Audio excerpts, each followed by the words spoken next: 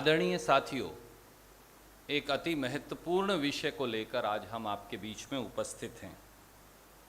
भाजपा शासन में उत्तर प्रदेश अब अपराध प्रदेश बन गया है। संगठित अपराध, नाजायज हथियार, हत्या, बलात्कार, डकैती, अपहरण, महिला अपराध, इनका चारों ओर बोलबाला है और ऐसा लगता है कि कानून व्यवस्था उत्तर प्रदेश में अपराधियों की दासी और अपराधों की बंधक बन गई है। अपराध के लगभग हर पायदान पर नेशनल क्राइम्स रिकॉर्ड ब्यूरो के मुताबिक उत्तर प्रदेश पहले पायदान पर है। चाहे पूरे देश के अवैध हथियारों के 57% मामले उत्तर प्रदेश में दर्ज हों, हर घंटे 26 मामले, चाहे महिला अपराधों के 59,445 मामले दर्ज हों, हर दिन 12 बलात्कार, या फिर गुंडा राज और संगठित अपराध का चारों ओर बोलबाला हो। जिस प्रकार से 3 जुलाई 2020 को हमारे एक बहादुर डीएसपी सहित उत्तर प्रदेश के 7 पुलिस कर्मियों की हत्या हुई, उसने पूरे देश के रोंगटे खड़े कर दिए। आदित्यनाथ सरकार में गुंडा राज के बोलबाले को उजागर कर दिया। इस गोलाबारी और हत्याकांड का आरोपी विकास दुबे बड़े आराम से उत्तर प्रदेश की पुलिस को चकमा दे फरार हो गया। फिर हरियाणा के फरीदाबाद से होते हुए सड़क मार्ग से 1000 किलोमीटर दूर उज्जैन मध्य प्रदेश जा पहुंचा। न कोई रोकटाक हुई, न कोई शिनाख्त और न कोई धरपकड़। यह इसके बावजूद कि हर टेलीविजन चैनल और अखबार के पन्नों पर विकास दुबे का फोटो दिखाया जा रहा था या छपा था। फिर अपनी मर्जी से चिल्ला चिल्लाकर खुद की शिनाख्त करके उज्जैन के महाकाल के मंदिर में गिरफ्तारी दे दी और आज विकास दुबे को पुलिस के एनकाउंटर में, यूपी पुलिस के एनकाउंटर में मारे जाने की खबर सामने आई है। पर विकास दुबे तो संगठित अपराध का एक मोहरा मात्र था। मैं फिर दोहराऊंगा, विकास दुबे तो संगठित अपराध का एक मोहरा मात्र था। उक्त संगठित अपराध के सरगना असल में उत्तर प्रदेश में हैं कौन? विकास दुबे का एनकाउंटर अनेकों सवाल सार्वजनिक जहन में खड़े कर गया है, जिनका जवाब आदित्यनाथ सरकार को देना होगा।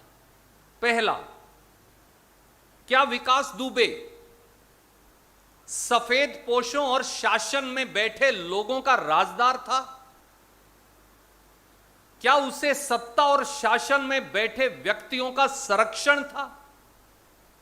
दूसरा, विकास दुबे के पास वो क्या राज थे जो सत्ता और शासन के गठजोड़ को उजागर कर देते, जिससे अनेकों व्यक्ति घबराए थे?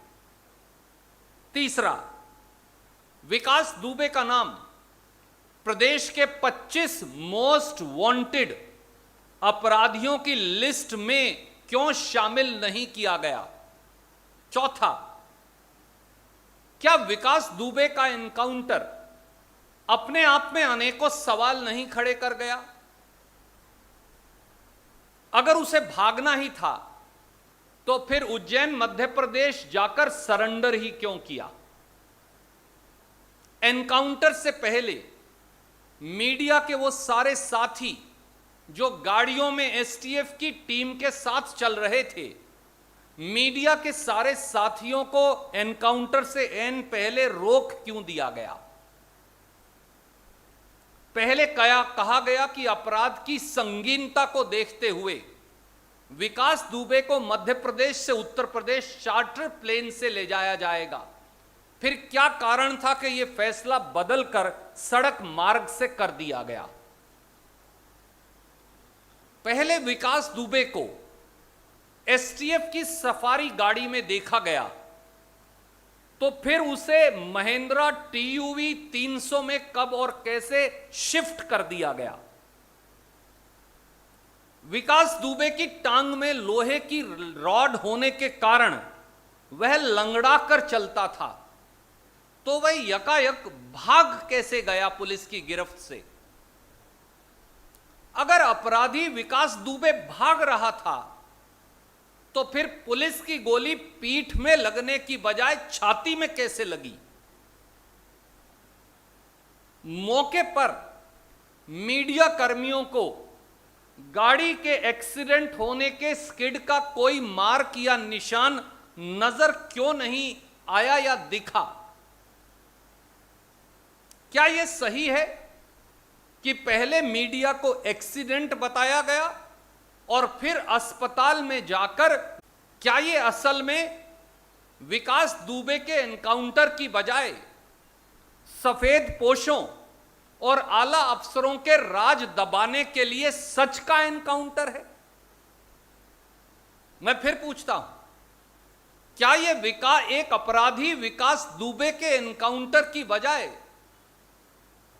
सफेद पोशों और राजनीतिक व्यक्तियों और आला अफसरों से उनके राज को दबाने के लिए सच का एनकाउंटर है?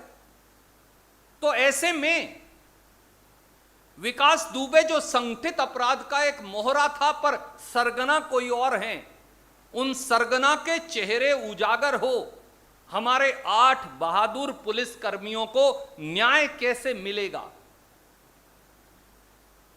भारतीय राष्ट्रीय कांग्रेस की मांग है और कांग्रेस की महासचिव श्रीमती प्रियंका गांधी जी ने थोड़ी देर पहले सार्वजनिक तौर से यह मांग रखी है कि विकास दुबे के सरगनाओं को बेनकाब कर ही 8 शहीद पुलिस कर्मियों और उनके परिवारों को न्याय मिल सकता है तथा उत्तर प्रदेश में जो अपराध प्रदेश बन गया है, संगठित अपराध पर नियंत्रण पाया जा सकता है।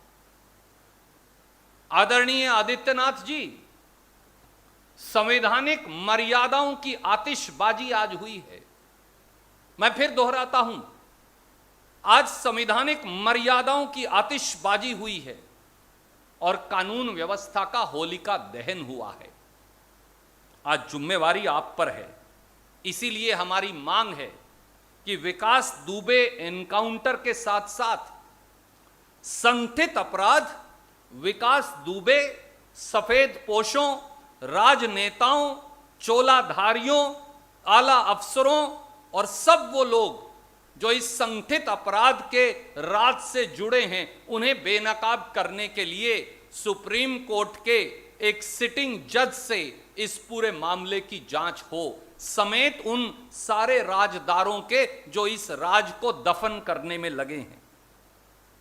यह मुख्यमंत्री श्री आदित्यनाथ जी व देश के गृह मंत्री श्री अमित शाह के लिए भी कसौटी की घड़ी है कि क्या वो सफेद पोशों व शासन में बैठे लोगों के अपराधियों के साथ गठजोड़ को उजागर करने की हिम्मत दिखाएंगे।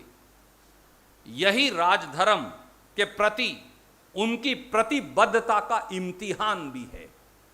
यही राजधर्म के प्रति आदित्यनाथ जी और देश के गृह मंत्री अमित शाह जी की प्रतिबद्धता का इम्तिहान भी है।